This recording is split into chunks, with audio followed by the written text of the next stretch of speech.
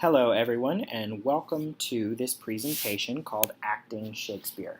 The purpose of this presentation is to give advanced acting drama 3-4 students exposure to the Shakespearean style of acting. We cover our way all the way through Greek tragedy and comedy up through Roman to Restoration and then into Shakespeare. In addition to the English cross-curricular ties, we are developing a sense of understanding Shakespeare from within. So it's giving these students the opportunity to look specifically at the text and how the text can inform performance for them. Shakespeare is held up as the bastion of Western society, so he's really where we get a lot of our cultural choices and things of that nature. His stories are used and repeated and have been for centuries and will continue to be. And we're going to talk a little bit about that within this presentation. We'll move into our introduction to talk a little bit about Shakespeare's writing style. Shakespeare's writing poetry. He's writing in verse. All of his plays are written in verse, and though sometimes lines themselves are written in prose, but rarely is there a play without verse written in it. His plays are written in what's called iambic pentameter, which we'll cover, and that is actually the meat of our lesson.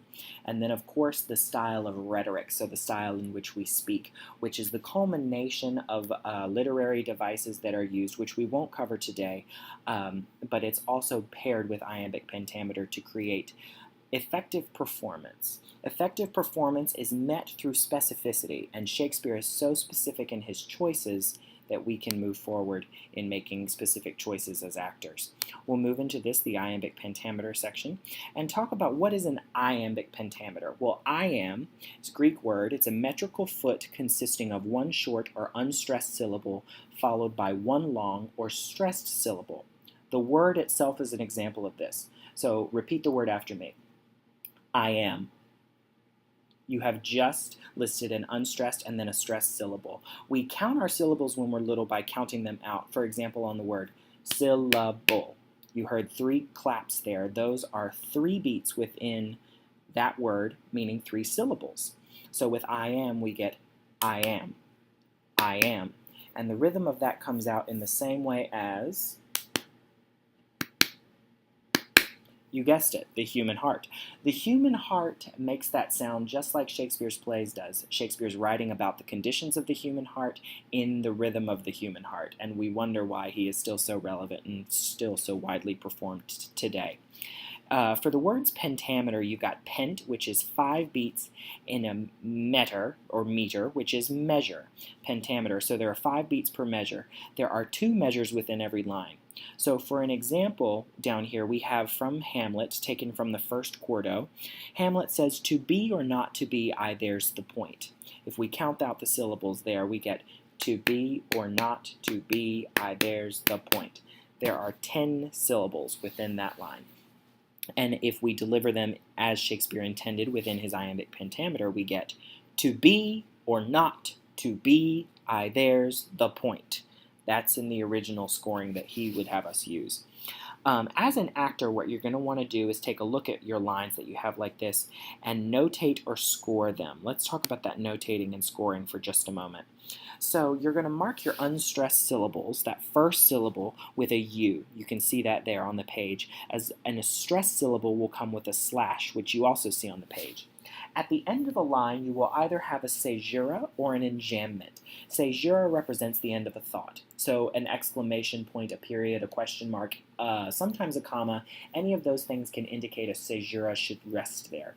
And an enjambment, which this arrow you see next to it, is the thought continues, so you don't want to pause at the end of the line. You can see the emphasis that I've put here. Again, that's from Hamlet, Act 3, Scene 1, the first quarto. It's listed as I there's the point and not that is the question, because this is the oldest publication we have of the line and therefore one of the most directly quoted from Shakespeare. We can't be completely sure. Moving into variations on the I am. So we have a lot of different things going on within those variations. We already talked about the I am, unstressed, stressed. We're also going to talk about a trochee. A trochee is different. It's completely reversed from an I am. It goes stressed, unstressed. Then you have a spondy, which is 2 stress marks. You can hear these within the words if you listen carefully, so let me do that again. Trochee, Spondy. Pyrrhic. Pyrrhic is my least favorite. Pyrrhic, you can see from the notation, is unstressed, unstressed. So moving forward, there's an example within each of the lines that I've listed here, and I'll read them so you can hear just how varied these lines can come across when they're scored differently. And then here we have trochee. To be or not to be, I. There's the point. So you hear the discovery in that. The emphasis is put on I here. Here's the trochee right here. Yeah.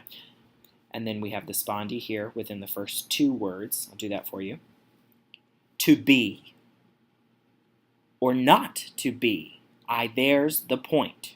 You get that listed there. Moving on to Pyrrhic. This is my least favorite.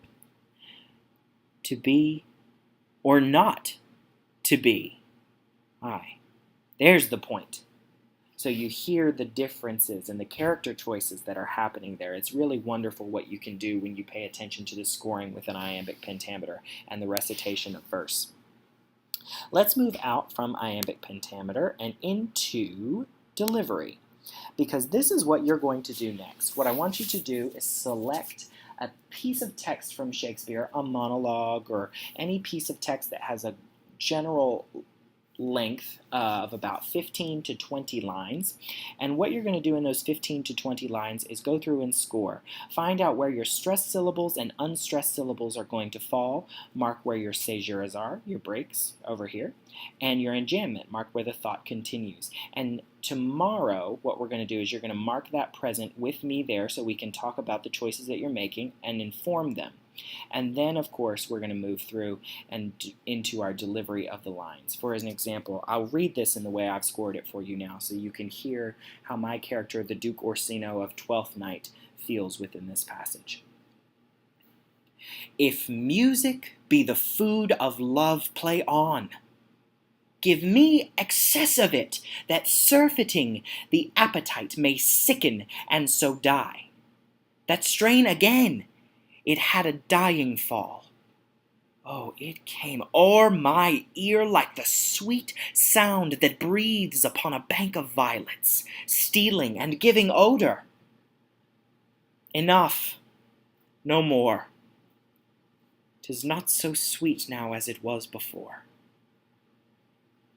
So you can hear within my delivery the rise and fall. None of that is coming from me, and all of it is coming from the choices that Shakespeare has made and my scoring of the script. So by determining what's most effective and determining what you want the character to experience in those moments, this is what we're working with as we work with Shakespeare, and specifically iambic pentameter.